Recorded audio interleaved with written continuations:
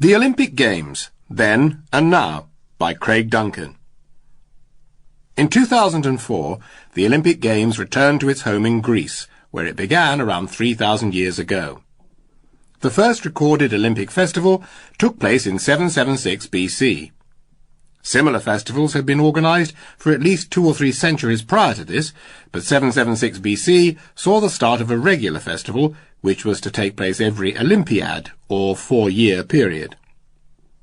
In ancient Greece, citizens of different city-states could not always travel freely around the country, but during the Olympics the various rulers agreed truces so that their citizens could attend the Olympics without problems. Sport was only one part of the festival. There were also ritual sacrifices, poetry readings, exhibitions of sculpture, and trade fairs. It was a festival which celebrated on the one hand the Greek gods, and on the other hand the abilities of the Greek people. The early athletic competitions were only running races, but later other sports, such as boxing and wrestling, came to be included. It was not simply a matter of professional athletes arriving and entering the competitions. For one thing, there were no professional athletes. All the competitors were ordinary Greek citizens, who felt that they were among the best in their chosen sports.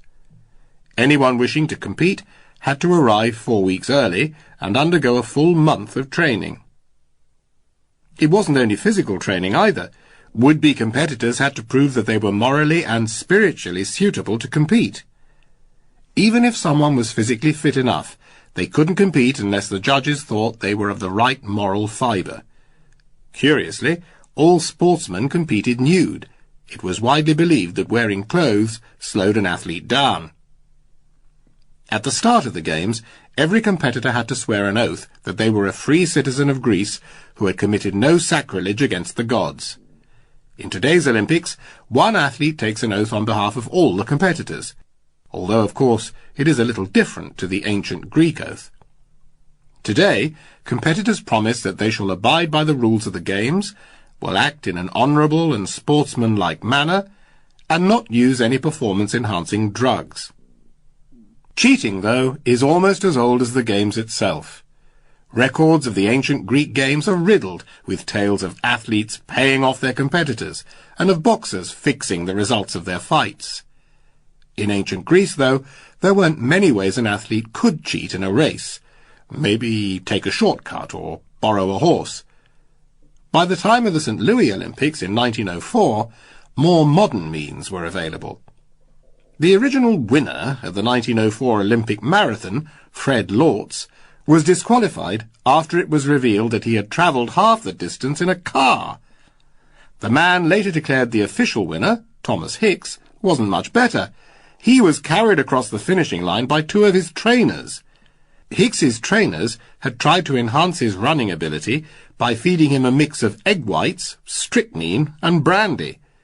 This early attempt at a performance-enhancing drug was rather unsuccessful, as it left Hicks drunk and incapable. The trick of having 2 men carrying him, though, seems to have worked.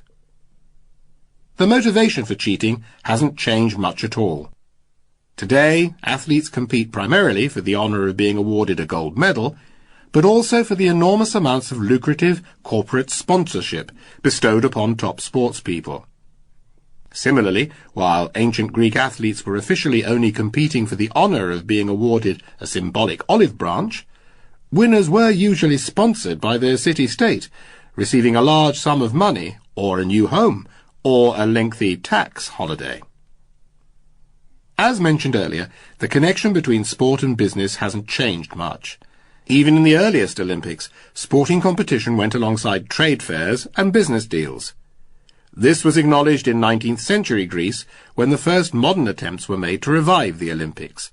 The Zappian Olympics, as they became known after wealthy organiser Evangelos Zappas, were the bridge between the ancient and modern Olympics, and took place in Greece between 1859 and 1875. It was the first real international sporting competition, but officially it was about far more than sport. Greek politicians of the time felt that nations were no longer competing primarily in sport, but in agriculture and manufacturing. It was decided then that these new Olympics ought to be as much about competing in industry as in sport. The sports events were highly popular, but in terms of funding and regularity were of a lower priority than the commercial side, which concentrated on the demonstration of agricultural and industrial inventions. However, the sporting side of the games were hugely popular with the public, and the level of support meant that in Athens in 1896, the Olympics as we know them began. Despite the occasional shambles of the sort we saw in St. Louis in 1904, it has continued from strength to strength since then. Now it's time for the questions. Question number 1. The Zappian Olympics were...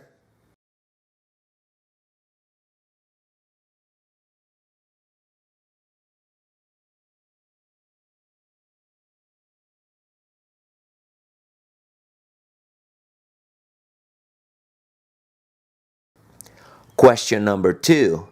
The 1904 Olympic Marathon was eventually won by...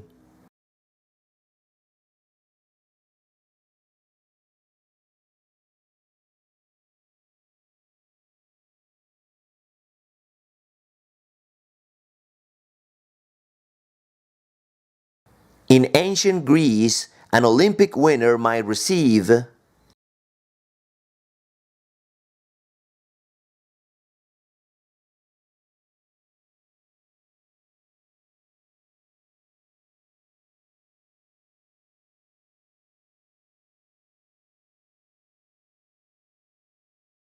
An Olympiad is...